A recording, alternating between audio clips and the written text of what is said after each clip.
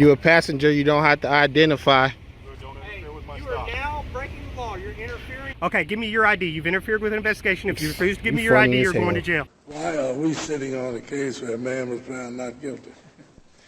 Because the individual has raised the argument that the City of Houston is constitutionally denying him the right to exercise his rights of free speech in the area and at the scene of arrest in the City of Houston. They're unsuccessful. He has not been convicted under the ordinance. He's been arrested 4 times under it. And he says, I may do it again, and so I want to challenge the ordinance. That's precise, Your Honor. This video comes from their channel, No Question About It, a brand new cop watch channel out of Killeen, Texas. When I saw this video, it shared similarities with the Houston v. Hill Supreme Court case, which I will be heavily referencing in this video. Be sure to let him know I sent you, and let's get to it. On December 18th, Mr. Butler approached a traffic stop conducted by 2 Killeen officers and was immediately given an unnecessary directive. No question about it.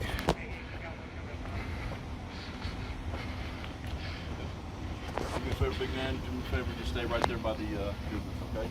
Mr. Butler disregarded the unlawful directive and carried on.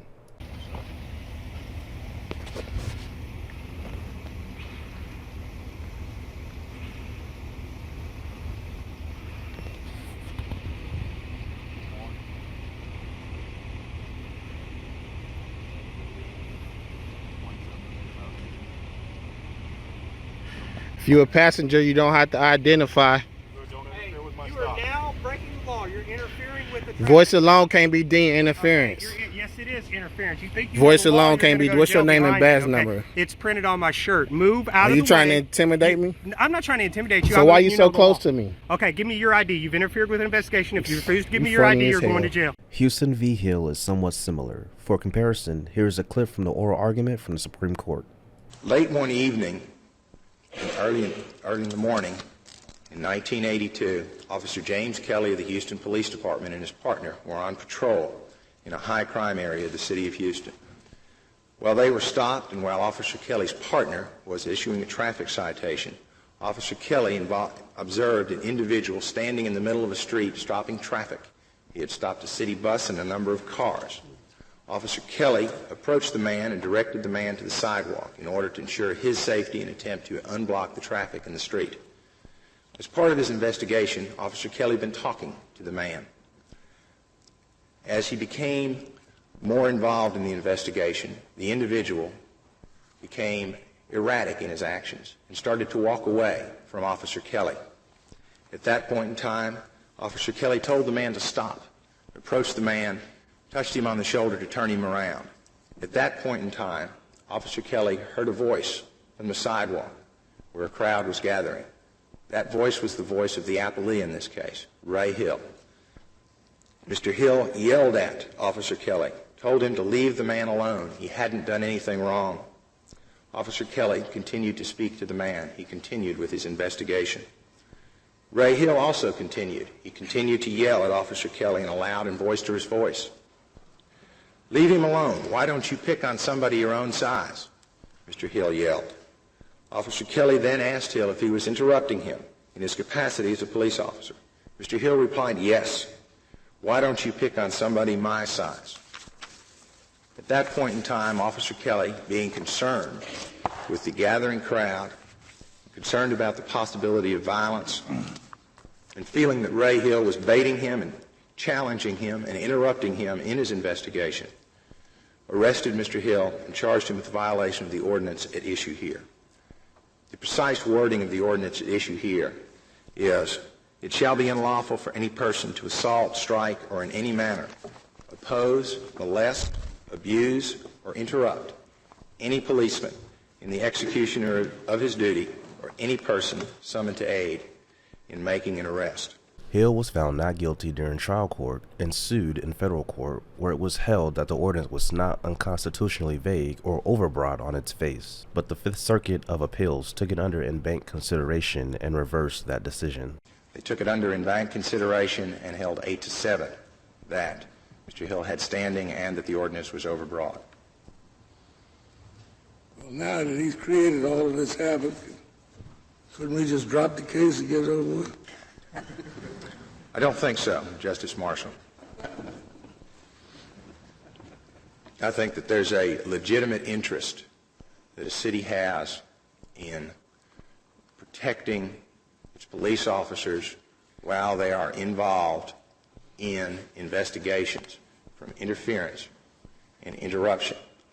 The ordinance itself does not contain a Siena requirement, but the Siena requirement is added by state law. State law in Texas requires that all ordinances have a Siena requirement. A scienter is having intent or knowledge of wrongdoing. Adding a scienter to an ordinance limits the scope of interpretation and usefulness. Hey, go ahead. Get your let them go. He's supervisor going on to the jail. scene. I don't need a supervisor. You can see him down at the jail. You're going to jail for interference. Mr. Butler was arrested and charged with Killeen Ordinance 16-107, which states any person who may interfere with, obstruct, hinder, prevent, or attempt to prevent an officer of the city in a discharge of his duties shall be deemed guilty of a misdemeanor. This 59-year-old ordinance has not been revised after the ruling of Houston v. Hill in 1987.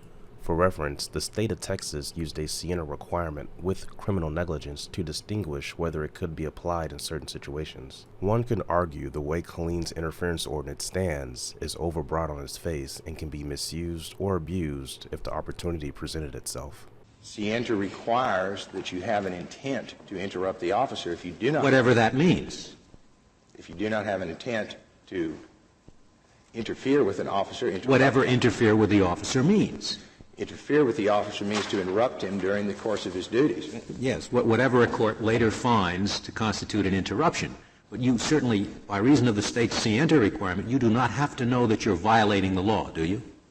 The Siena requirement would not require that. Siena requirement would allow you to have probable cause. A police officer would not go out and arrest somebody under a statute on the basis that they walked up to them and asked them, could you please tell me how to get to the police office downtown? Why not? If he was doing something else at the time, why wouldn't that be a plain, flagrant case of interruption? He was directing traffic, and he walked up to him and said, please tell me how to find the city hall. Unless it was done intentionally. It was done intentionally. He wanted to interrupt so he can find out where the city hall is. That's a plain violation, I think. Isn't it? I don't think it is. First of all, I'm not sure whether or not, in the particular instance that we're discussing, that the officer would be involved in an investigation. And the record is clear that the only time that this ordinance is enforced is during an investigation. It also says in the execution of his duty, as I thought, it's molest, abuse, or interrupt any policeman in the execution of his duty. And I have a traffic officer executing, telling people to stop and to start and so forth. Why isn't that executing his duty? The term execution of his duties is limited by the fact that officers only arrest people for interrupting them during investigations. How do we know that? That is in the record, Joint Appendix, page 77, where Officer Kelly testified that was his view of the law. Well, does that show that the statute is not overbroad, simply because you don't use it in those areas which it shouldn't apply to? That doesn't prove that the statute isn't overbroad. It just proves that they're not using it in the overbroad areas. But on the other hand, if the statute doesn't cover those areas, then what you're saying, the overbreadth doctrine is therefore to prevent the city. But the statute does cover it. All you're saying is the enforcement doesn't cover it. An overbroad statute is a statute whose statutory scope. You don't have a court decision, do you, that says it can't be enforced in this other area? No, we do not. So you're just saying we're not enforcing it in the overbroad areas, but that doesn't make it any less overbroad, it seems to me. Got to be a good argument if you had a court decision that said this statute only applies to arrest, but you don't. You tell me it applies to what Justice Stevens described. You're just saying we won't use it in that situation. I would also refer you, Justice Scalia, to the complaint, which is on page 2 of the Joint Appendix, which states that people are charged for willfully, intentionally interrupting a police officer during an investigation.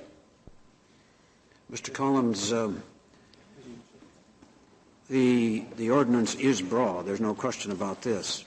Houston v. Hill held a municipal ordinance that makes it unlawful to interrupt a police officer in the performance of his duties is substantially overbroad and therefore invalid on its face under the First Amendment. The ordinance in question criminalizes a substantial amount of and is susceptible of regular application, constitutionally protected speech, and accords the police unconstitutional enforcement discretion. Although the ordinance's plain language is violated many times daily, only those individuals chosen by police in their unguided discretion are arrested.